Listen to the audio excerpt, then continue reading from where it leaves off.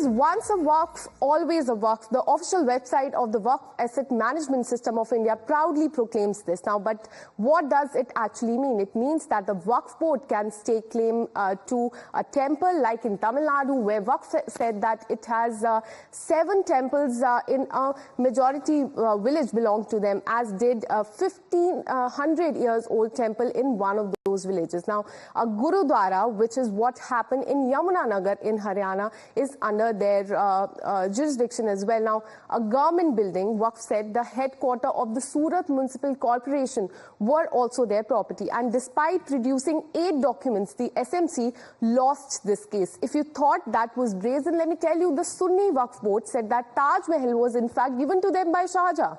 It was only when the Supreme Court asked them to submit the title deed with Shah Jahan's signature that the Waqf Board climbed down from its contention. So these were all the claims that have been made by the Waqf Boards in the last few years. And here comes the final instance. Once that left, even the courts were befuddled by this. Waqf Board said that 2 islands in Bet Dwarka, the residence of Lord Krishna, in fact belong to them. This is what the High Court in fact refused to even hear the Waqf Board application when they made this big claim. So here you can see that as far as the claim on Bet Dwarka is concerned, the High Court in fact said that they will not in fact hear the case. Now, how was all this made possible? Here is how unfettered power of the Waqf is how this was made possible. Section 43 of the 1995 Waqf Act implies that the Waqf Board can claim land based solely on thinking. This is what unfettered power Waqf had. If board has reasons to believe that any property is there, it can in fact act. So this is what the Waqf Act says. Now, Waqf can in fact then call for registration of such property under the Waqf Act. If they have any reason to believe that this property belongs to them, they can call for the registration of such properties. Now, board can also call for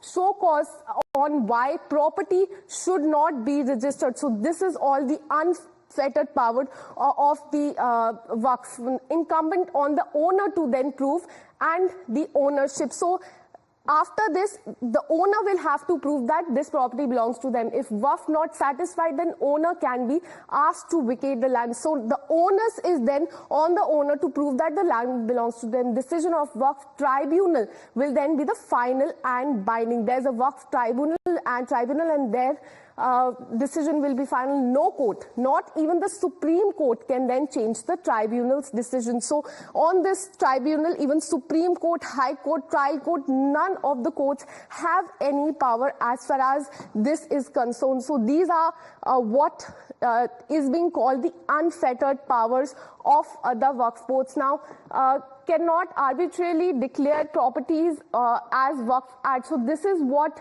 the government proposes to then now act as far as Waqfs are concerned. All claims made by the board will now be subject to be verified. So all the claims that they made, like we told you on Taj Mahal as well, all that will be verified. State Waqf Board to also ensure representation by the women. Till now, there were no women on the top of all of these Waqf Boards. Now they will also be part of these. Certain outdates, provisions of the current law to be repealed. So this is what the sources have told Times as far as this proposal is concerned. Now, cannot arbitrarily declare properties as Waqf, as it all claims made by the board will be subject to verification. All of this will be brought as a bill in the parliament, is what sources are in fact telling us, that this will be tabled as a bill next week, is what we've been told. So in a way, amendments in as many 14 amendments will be brought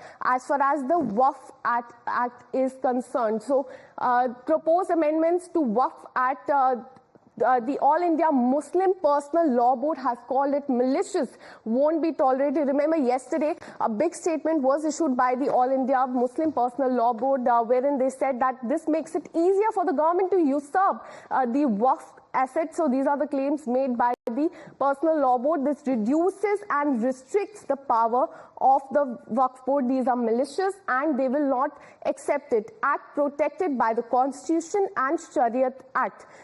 is what is being said by the Muslim Personal Law Board. Government cannot make any amendments to change the status, is what is being claimed. Modi government always takes away from the Muslim after wielding the axe on Waqf. Now it won't end.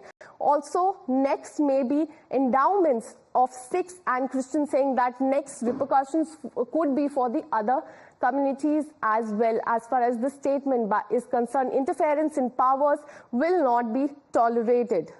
So this is as far as the claims that are made by All India Personal Law Board is concerned. They are saying that these claims are in fact malicious, and they could also pursue this legally as well. Now let's break it down for you. As per these proposed amendments, it will all be mandatory for the claims to be properties made by the Waqf Board to be verified by the government. So this is what the officials are telling Times now. This is the amendments that will be brought to the bill. And let's